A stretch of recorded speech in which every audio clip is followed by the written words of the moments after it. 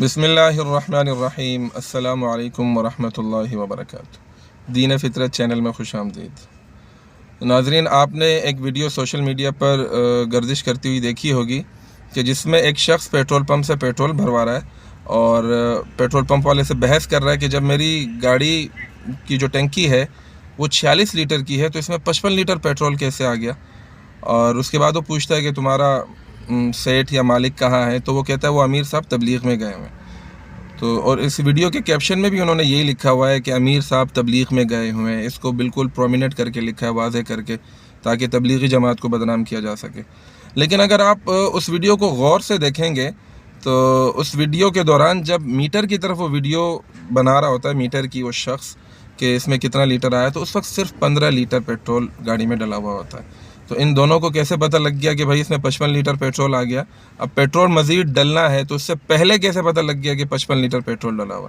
جھوٹ کے پاؤں نہیں ہوتے، اور جھوٹ زیادہ دیر چلتا بھی نہیں ہے، اسی لیے الحمدللہ اللہ کا شکر ہے تبلیغی جماعت کو بدنام کرنے کے لیے ویڈیو بنا رہے تھے، اپنی ہی ویڈیو سے وہ پکڑے گئے کہ جب 15 لیٹر صرف پیٹرول ڈلا ہے تو آپ کو پتہ ہی نہیں ہے کہ آگے کتنا پیٹرول مزید ڈلے گا اس میں۔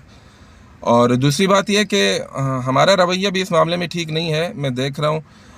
ہم لوگ بھی اس پوسٹ کو دھڑا دھڑ شیئر کر رہے ہیں، اس پر کمنٹس کر رہے ہیں بغیر کسی تصدیق کے، جبکہ اسلام ہمیں حکم دیتا ہے کہ کوئی بات آپ تک پہنچے تو اس کی تصدیق کر لیا کریں، اور ایک حدیث کا مفہوم بھی ہے کہ کسی شخص کے جھوٹا ہونے کے لیے یہی کافی ہے کہ وہ سنی سنائی بات کو آگے پھیلا دے۔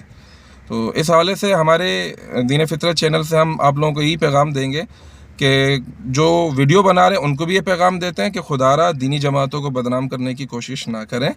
اور جو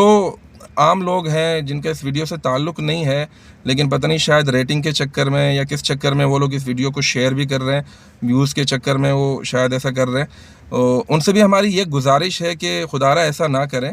اور دینی جماعتیں آپ کے وجہ سے اگر بدنام ہوتی ہیں تو یہ گناہ جاریہ میں یہ آئے گا، یہ گناہ۔ یہی ہمارا میسج ہے۔ بہت شکریہ۔ والسلام علیکم ورحمۃ اللہ وبرکاتہ۔